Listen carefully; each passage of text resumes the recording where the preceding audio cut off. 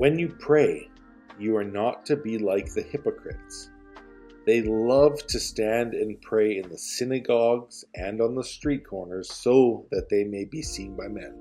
It's okay to pray in public, it's okay to pray in church, but do it with the proper motives. Hello everybody, welcome to Friday's edition of Make It Personal. I am Pastor Terrell and we're talking about praying.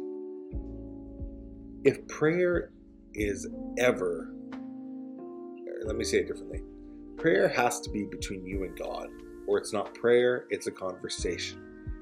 If I want to be noticed by someone else, God says that's your reward. I can't and I will not reward you or bless you or even answer your prayers if you're doing it with a false motive. Prayer has to be done in faith. You cannot please God without faith. You cannot speak to God without faith. And the only way to have faith is to be in God. And in verse 13, Jesus says, "And pray, do not lead us into temptation, but deliver us from evil." Now,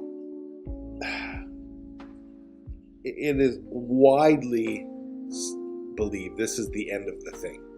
Because the part after about yours is the kingdom, power, and the glory, that sounds great, but it wasn't in the early manuscripts.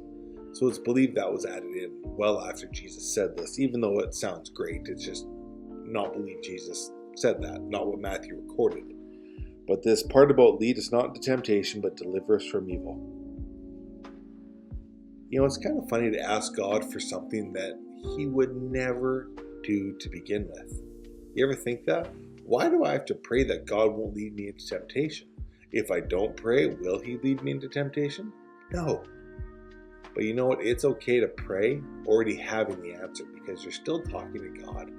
And you're also edifying yourself. I am not being led into temptation by my Father. Say that to yourself out loud.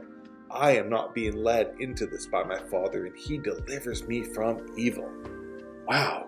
And then verse 14, he goes, "Forgive others their transgressions, your heavenly Father will also forgive you." And one of the most important verses in the Bible, underline it, highlight it, whatever you have to do. If you do not forgive others, your Father will not forgive you your transgressions. Holding other people in unforgiveness is holding a gun to your head. Stop it. Forgive others. It's not worth it. Walk in love, walk in peace, walk with Christ, and pray without end. God bless.